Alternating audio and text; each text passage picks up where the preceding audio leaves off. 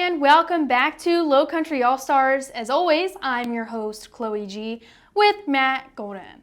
We were able to catch up with some softball and baseball as well as lacrosse. I'm going to let Matt kick things off for us. We had some great lacrosse action. Bluffton versus James Island. James Island struck first, but then Bluffton's Jake Ridgway hits this nice worm burner to even it up at 1 apiece. But James Island would roll in this one.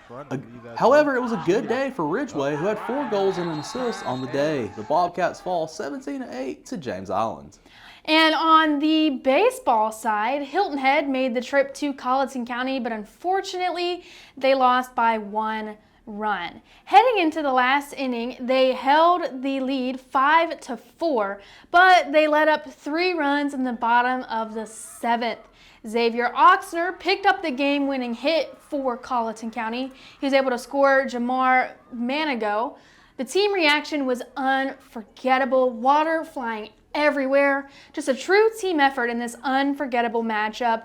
Despite the loss, Hilton Head still played a great game back behind Brad Lawson, who had 3 hits while scoring a run for the Seahawks. Things were not quite as successful for the softball team that evening as they played May River. The Sharks marched all the way to Walterboro and showed them how it's done. They won 14-8, and get this, half of their runs were scored in the final inning. That's a way to make a statement.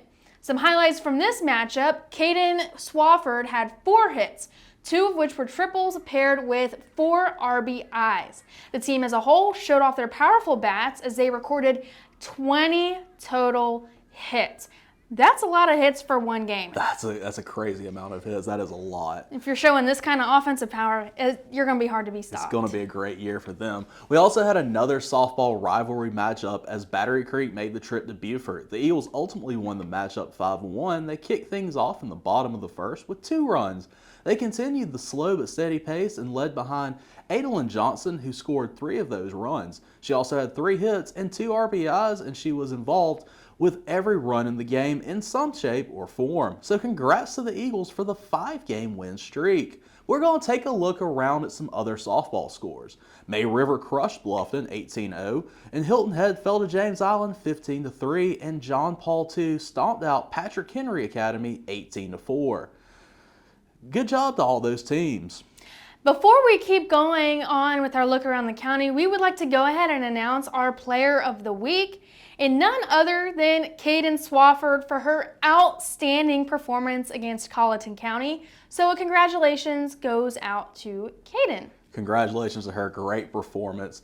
As we look around the area at boys lacrosse, Beaufort fell last week 18-5 to Aiken. Hilton Head kicked off this week with a win 12-3 versus Calvary Day.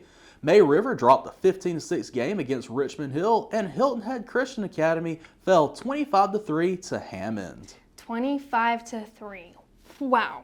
But we're going to move on and take a look at baseball around the Lowcountry. Hilton Head Island is struggling a bit as they are 3-4 on the season. May River, they're on a bit of a hot streak now. They've won 5 of their last 6 games. Beaufort is still trying to find their groove as they're now 5-4. They lost back-to-back games to Hilton Head Christian Academy, and Bluffton is sitting right at 500 as they had 2 excruciating losses to May. Tuning into Lowcountry All-Stars, we'll see you next time.